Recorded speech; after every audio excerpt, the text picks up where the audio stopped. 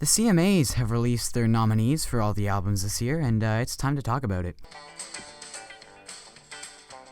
Before I get into this, I would like to say I do love the nominees this year. I think a lot of these awards have fantastic nominees all around. Beginning with New Artist of the Year. I think Morgan Wallen's going to win this, and I am rooting for him. I've really been a fan of his output, especially as of late, with More Than My Hometown and 7 Summers, which I think are absolutely on point. I think Ingrid Andress would be great, but she just hasn't released a whole lot of music. She has a brief 8-track debut album, but it wasn't a smash hit by any means, despite the ginormous and well-deserved success of More Hearts Than Mine. Gabby Barrett has had some success recently, specifically with her crossover style track, I Hope. But overall, looking at that list and seeing how big Morgan Wallen is getting, I just really don't know how he doesn't win this one. Music Video of the Year. Chris Stapleton, second one to know. Chris Stapleton, fight me if you think otherwise.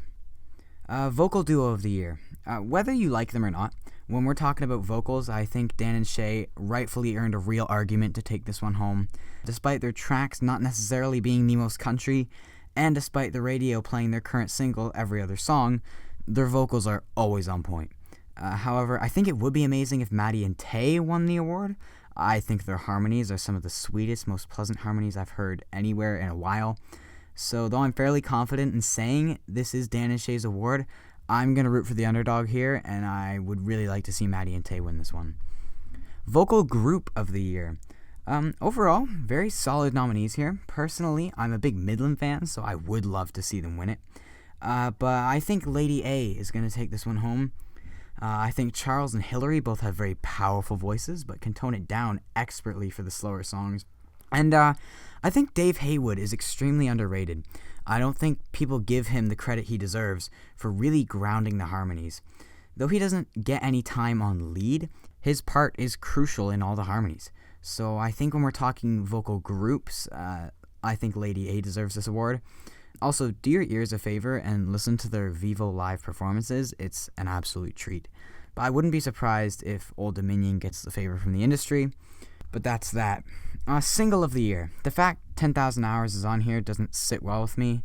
Just because it was the anthem of every mom doesn't mean it was a good song. And also, on the topic of this song, why is it in consideration for Music Video of the Year? It's literally just Dan, Shay, and Justin kissing their significant other for 2 minutes and 56 seconds. However, somehow that's considered peak film, I guess. On the topic of this award, though, I think realistically speaking, it's hard to go against a song as big as Beer Never Broke My Heart, and the fact it's from Luke Combs, who is so universally loved. Personally, I would like to see Bluebird by Miranda Lambert win. I think it's a great song, and I was super pumped when I saw it hit number 1 on the charts. I think that whole Wildcard album was excellent, and I think it'd be nice for Miranda to win that one. Song of the Year.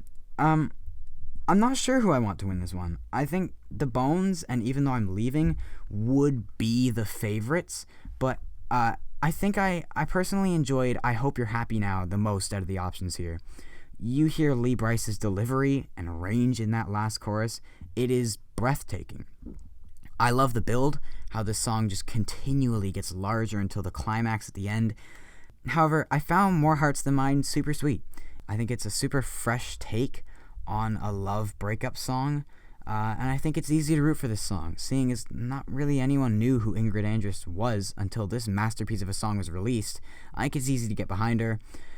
So overall, I think I Hope You're Happy Now is the most deserving in my opinion, but I think it would be really special to see Ingrid win that one.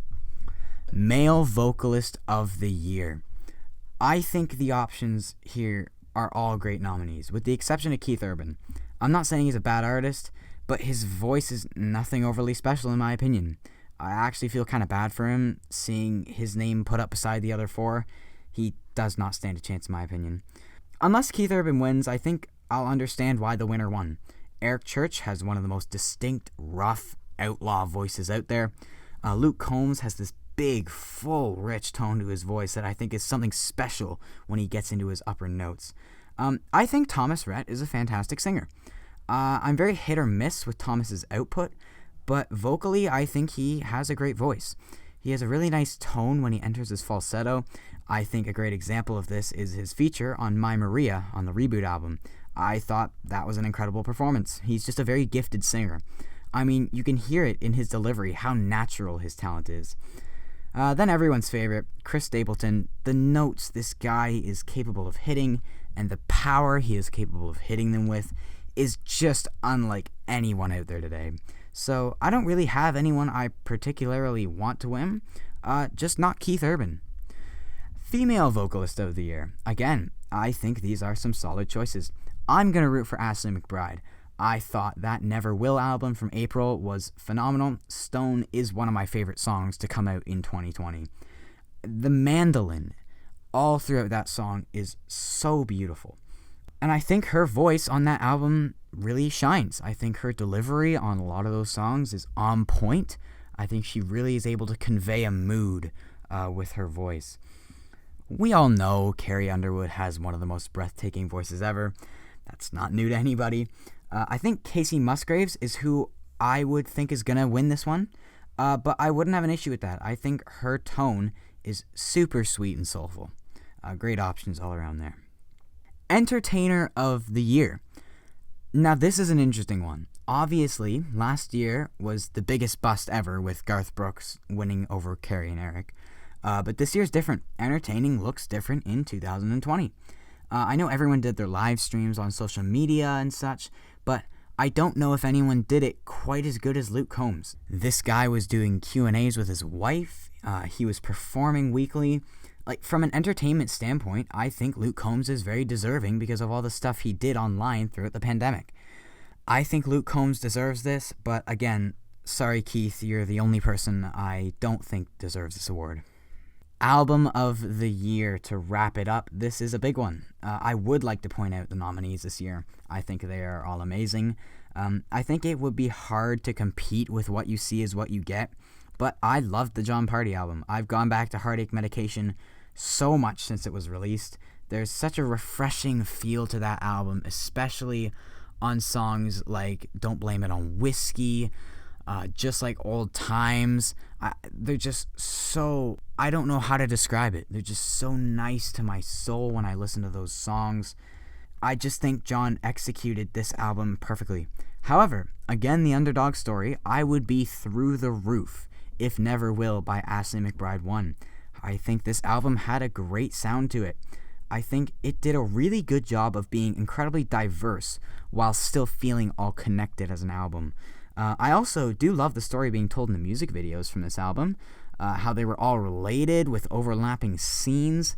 That really got me on board. So I'm not sure if she can compete with the commercial success of some of these other albums here, but in my opinion, it's equally as deserving as any of the albums on that list, and I would be stoked to see Ashley McBryde win that because, yeah, I just loved that album.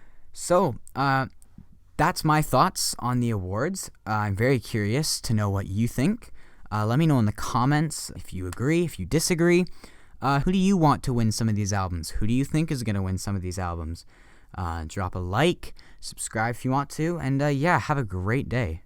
Apologies for my brain not working at some points throughout this video. I have zero clue why I was saying albums instead of awards. But yeah, sorry about that, and have a fantastic day.